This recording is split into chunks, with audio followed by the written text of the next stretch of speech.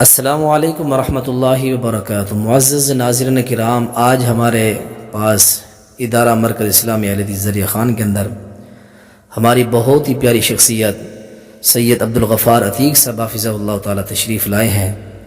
ان کے حصول علم کے حوالے سے دینی، تنظیمی اور تبلیغی موجودہ مصروفیات، خدمات دین کے حوالے سے ہم ان سے انشاءاللہ دلچسپ گفتگو کریں گے، تو آپ نے ضرور اس کو ملاحظہ فرمانا ہے۔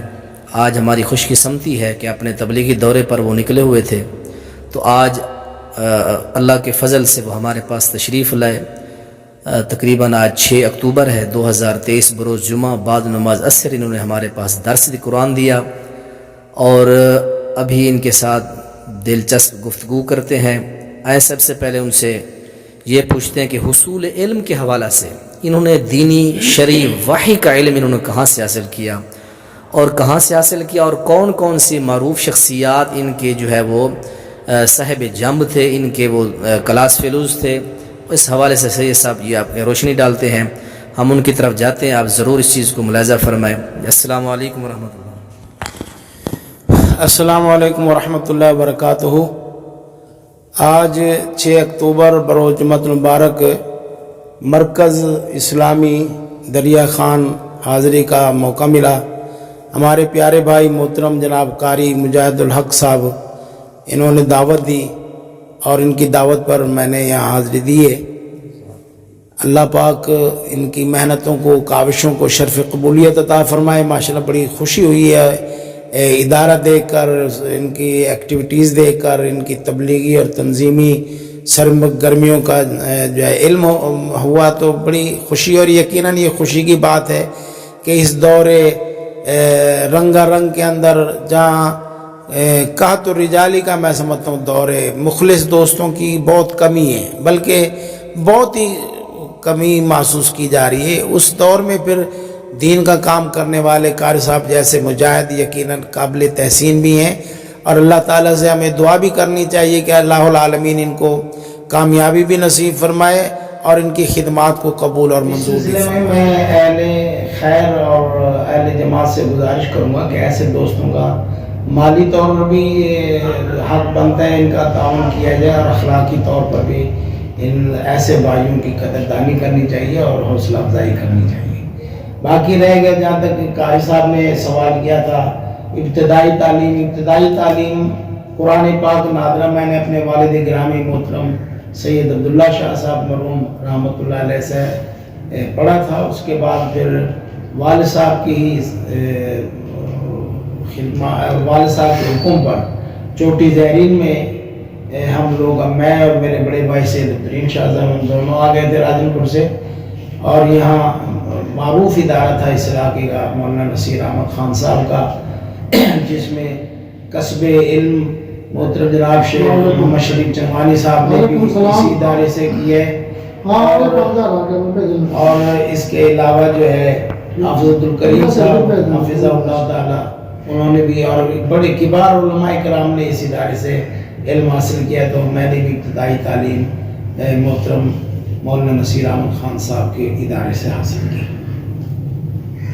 ماشاءاللہ جی، یہ بہت ہی ماشاءاللہ حافظ عبدالکریم صاحب، حافظ شریف چنوانی صاحب جماعت اہل حدیث کے بہت بڑے کبار علماء کے اندر میں شمار ہوتا ہے، ان کے ساتھ سید صاحب نے ماشاءاللہ علم حاصل کیا ہے۔ تو اللہ تعالیٰ جس طرح کا محبت پیار ماضی کے اندر دوران طالب علمی تھا، ابھی بھی ویسے الحمدللہ تعلق جو ہے وابستہ ہے، پیار محبت کا قائم و دائم ہے۔ تو شاہ صاحب سے ہم دوسرا مختصر سوال کرتے ہیں کہ تدریسی حصول علم کے بعد آپ نے تدریسی خدمات کہاں کہاں دی، کن کن اضلاع میں، اور کیا کیا آپ نے خدمات دی، تدریسی دی، اس حوالے سے آپ آگاہ ضرور فرما دیں۔ دینی تعلیم میں نے جامعہ ابوبکر الاسلامیہ کراچی سے کلیت الحدیث میں سند فراغت حاصل کی تھی۔ اس وقت ہمارے شیخ ظفر اللہ صاحب بحیات، اللہ پاک ان کی مغفرت فرمائے۔ اس طرح ہمارے مدیر جامعہ کے ساتھ امین کلیہ شیخ عبدالجواد مصری ہوا کرتے تھے۔ سن 1980 میں داخل ہوا تھا، 84 میں وہاں سے فارغ ہوا تھا۔ 1 سال میں نے تدریسی خدمات جامعہ ستاریہ الاسلامیہ گلشن اقبال کراچی میں نے کی، اور اس کے بعد میں ڈیرہ غازی خان آ گیا. ڈیرہ غازی خان میں آ کر تدریس او ٹی کا میں نے کورس کیا، اور سن 10/11/86 سے میں نے گورنمنٹ ملازمت اختیار کر لی، اور گورنمنٹ کے ساتھ دینی تعلیم کے ساتھ دینی خدمات بھی دیتا رہا تدریسی، اور ساتھ ہی ساتھ سکول گورنمنٹ میں نے ملازمت بھی کی. جزاک اللہ تعالیٰ شاہ صاحب کے علم و عمل کے اندر اضافہ فرمائے. دینی تعلیم کے ساتھ ساتھ جو ہے عصری تعلیم کے اندر بھی وقت دیتے رہے. اللہ تعالیٰ ان کی خدمات قبول فرما. تیسری بات ہم سے یہ کریں گے کہ ہم نے یہ بھی سنا کہ کلیت البنات حافظ عبدالکریم صاحب کا جو بنات بچیوں کا ادارہ ہے، اس میں بھی آپ کو یہ خدمات سر انجام دیتے رہے. اس حوالے سے بھی آپ تھوڑی سی مختصر سی وضاحت فرمائیں. جب میں ڈی جی خان آیا تو بلاک جی میں نے تدریسی خدمات کے ساتھ تبلیغی اور خطابت بھی میں نے یہی انجام دیے، وقت گزارے. اس دوران حافظ صاحب کے ساتھ کیونکہ میرے دیرینہ تعلق بھی تھا، محبت بھی تھی، تو کلیت البنات کی ابتدا ہو چکی تھی، اور حافظ صاحب کے ساتھ ہم شانہ بشانہ ساتھ رہے. اور ماشاءاللہ حافظ صاحب اللہ پاک ان کو مزید ترقی نصیب فرمائے. انہوں نے بڑی محنت کی ہے، اور میں تو سمجھتا ہوں خوش قسمت بھی ہیں حافظ صاحب اس حوالے سے کہ اللہ تبارک و تعالیٰ نے ان کی اس محنت کی قدردانی بھی کی ہے، اور اللہ پاک نے ان کو سیاسی میدان میں بھی اور تنظیمی اور جماعتی میدان میں بھی حافظ صاحب کو بہت ترقی عطا کی ہے. اور میں تقریباً 2000 تک میں کلیت البنات میرا شعبہ تعمیر مساجد میرے پاس ہوتا تھا، دیگر سرگرمی میرے پاس ہوتی تھی، اور خدمات میں انجام دیتا تھا. محترم حافظ صاحب کا بھی بہت بہت میں شکریہ ادا کروں گا جنہوں نے مجھ پر مکمل اعتماد کرتے ہوئے کلیت البنات اور اس کے بعد خانے وال کا ادارہ میرے سپورٹ کیا. اور اللہ کی رحمت سے اس وقت سے لے کر اس وقت تک مدرسۃ البنات الاسلامیہ بلاک نمبر 15 خانے وال میں اس کی جو ہے خدمات میں انجام دے رہا ہوں. مدیر ادارہ بھی میں ہوں، اور وہ ادارے میں تدریسی کام اور باقی تنظیمی سرگرمیاں بھی میں گزارتا ہوں. اور اس وقت اللہ کی رحمت کے ساتھ 2000 سے میں خانے وال ضلعی ناظم اعلیٰ مرکزی جامعہ اہل حدیث کی خدمات انجام دے رہا ہوں. ماشاءاللہ جی، جیسا کہ آپ نے سنا ہے کہ کلیت البنات ڈیرہ غازی خان جماعت اہل حدیث کا ترجمان اور ایک نمائندہ ادارہ ہے کلیت البنات حافظ عبدالکریم صاحب کی. وہاں پوری ٹیم ہوتی ہے جو حافظ اظہر صاحب یا دوسری خدمات کے حوالے سے تھوڑی سی روشنی ڈال دیں. تنظیمی تھوڑی سی اشارہ انہوں نے کیا ہے کہ اس وقت آپ کے پاس مرکز جامعہ اہل حدیث کا کیا آپ کے پاس ذمہ داری ہے، اور اس ذمہ داری سے پہلے آپ کہاں ذمہ داری جماعتی تنظیمی حوالے سے کیا آپ کی رہی ہے، اس کے حوالے سے بھی مختصر وضاحت فرمائیں. جب میں ڈی جی خان آیا تو اس وقت میں یوتھ فورس کے اسٹیج پر میں نے قدم رکھا تھا. ابتدا آغاز کیا تھا علامہ احسان علی ظہیر رحمۃ اللہ علیہ کے زمانہ میں، اور اس وقت سے میں مرکزی جامعہ اہل حدیث کے ساتھ وابستہ ہوں. اور پہلے یوتھ فورس کا میں صدر رہا ڈی جی خان ڈویژن کا. یہ بات ہے 85 سے لے کر، اور اس کے بعد تقریباً 5-6 سال تک میں رہا ہوں. اسی طریقے جب علامہ صاحب نے جامع شہادت نوش کیا اور تحریک چلی تھی، اس وقت جیل بھرو تحریک کے لیے بھی ہم ڈی جی خان سے لاہور گئے تھے، اور اس تحریک میں ہم نے بھرپور حصہ لیا تھا. اور میں سمجھتا ہوں سب سے پہلی جو آل پاکستان ختم نبوت کانفرنس ہوئی تھی چنوٹ کے اندر علامہ صاحب کی قیادت میں، تو وہاں پہنچنے والا سب سے پہلے جو قافلہ پہنچا تھا ڈی جی خان کا ہم قافلہ لے کے گئے تھے، جس میں نیو خان کی 72 سیٹر بس تھی اور ایک ہائی ایس تھی. اور آپ حیران ہوں گے جب ہم وہاں پہنچے ابھی اذان فجر کی نہیں ہوئی تھی. میں ایک بڑا اختصار کے ساتھ ایک بڑا دلچسپ واقعہ سنا رہا ہوں آپ کو. تو جب ہم وہاں قریب پہنچے ہم نے دیکھا ایک بندہ پھر رہے، تو ہم نے کہا اس سے راستہ پوچھ لیں. تو جب ہم اترے تو قائد صاحب آپ حیران ہوں گے کہ وہی پنڈال تھا، کوئی نہیں تھا. علامہ احسان علی ظہیر رحمۃ اللہ علیہ اکیلے کرسیاں سیٹ کرتے ہیں، خود سیٹ کر رہے، خود خطیب بھی خود تھے. علامہ احسان علی ظہیر رحمۃ اللہ علیہ کے بعد اس وقت کی بات کر رہا ہوں جب یہ آل پاکستان ختم نبوت اہل حدیث کانفرنس پہلی مرتبہ ہوئی تھی. تو ہم پھر سب نیچے اترے اور ہم نے علامہ صاحب سے جو ہے نا گزارش کی آپ تشریف رکھیں, اور ہم سب جتنے ہم قافلے والے تھے سارے نے مل کے علامہ صاحب کے ساتھ ان کی قیادت میں ہم نے پھر وہ بچھوائی. تو اس لیے علامہ صاحب اتنے بڑے عظیم انسان تھے. میں سمجھتا ہوں بڑی مشکل سے ہوتا ہے چمن میں دیدہ بار پیدا. یہ لیڈر یہ قائد جو ہے نا یہ بہت مشکل سے ہوتے ہیں, اور اس وقت سے لے کر آج تک اللہ کی رحمت سے میں مرکزی جمعیت اہل حدیث سے وابستہ ہوں, اور مرکزی قیادت پر محترم علامہ ساجد میر صاحب کی عمارت اور مجاہد ہم تک محترم جناب حافظ عبدالکریم صاحب کی نظامت پر ہم مکمل اعتماد کرتے ہیں, اور انشاءاللہ آخر دم تک ہم کرتے رہیں گے. ماشاءاللہ, جیسا کہ آپ نے شاہ صاحب کی بہترین اور مختصر ٹائم کے اندر جامع اور معنی گفتگو سماعت فرمائی کہ طالب علمی کے دور سے لے کر 2023 تک, جبکہ 2000 سے آپ جناب غازی خان سے خانے وال جاتے ہیں, 2000 سے لے کر اب تک یہ خانے وال کے اندر اپنا ایک عظیم الشان 80-85 کی تعداد بچیوں کی اس ادارے کو چلا رہے ہیں. بنات الاسلامیہ ایک ادارہ ہے 15 بلا خانے وال کے اندر, اس ادارے کو یہ چلا رہے ہیں الحمدللہ 23 سال سے.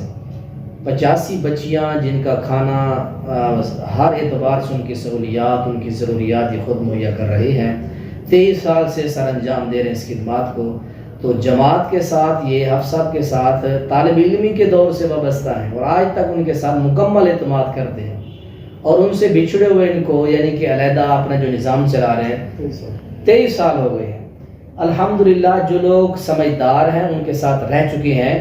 یہ جو چند دن اس سوشل میڈیا کے اوپر لوگ حافظ صاحب کی کردار کشی کر رہے ہیں, تو میں شاہ صاحب سے کہوں گا کہ تھوڑا سا مختصر ان لوگوں کو بھی جواب دیں جنہوں نے حافظ صاحب کے ساتھ سفر نہیں. مجھے تھوڑا سا پتہ چلا ہے کہ شاہ صاحب حافظ صاحب کے ساتھ اس وقت سے ساتھی ہیں جب حافظ صاحب موٹر سائیکل پر سفر کیا کرتے تھے, اور انہیں چھوٹا سا موبائل لیا تھا اس وقت 35,000 روپے کا مٹرولا, جو آج ہمارے اس 23 کے دور میں بچے بھی اٹھانا گوارا نہیں.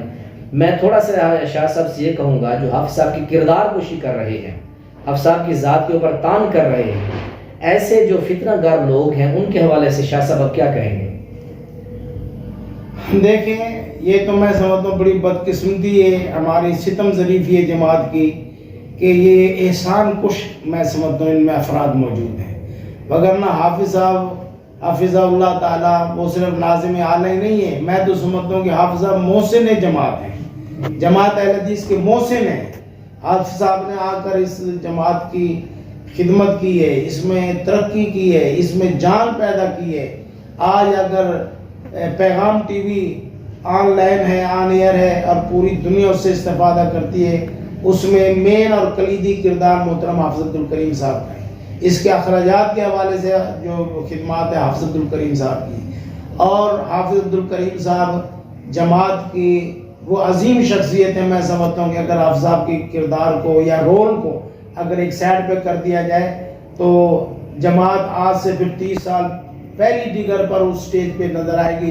اگر جماعت نے یہ ترقی کی ہے تو اس میں محترم جہاں ساجد میر صاحب حافظہ اللہ تعالیٰ کی عمارت اور سرپرستی اس جماعت کو حاصل ہے, وہاں مین طور پر حقیقی طور پر اور بیسک اس میں حافظ عبدالکریم صاحب کا کردار ہے. اور اگر آج حافظ صاحب کے اوپر کوئی زبان درازی کرتا ہے, نکتہ چینی کرتا ہے, میں سمجھتا ہوں وہ نکتہ چینی حافظ صاحب کی کردار پہ نہیں کرتا, بلکہ ایک حسد, جیلس اور حافظ صاحب کی ترقی کو دیکھتے ہوئے وہ جیلس ہوتا ہے, اور وہ حافظ صاحب کی کردار پہ نہیں بلکہ میں سمجھتا ہوں جماعت کی کردار پر کردار کشی کر رہے, اور اس طرح نہیں کرنا چاہیے. ایک محسن کشی کی ایک علامت ہے اگر اس طرح کے جماعت کے محسنین پر کوئی زبان درازی کرے گا. جزاک اللہ حسن جزا.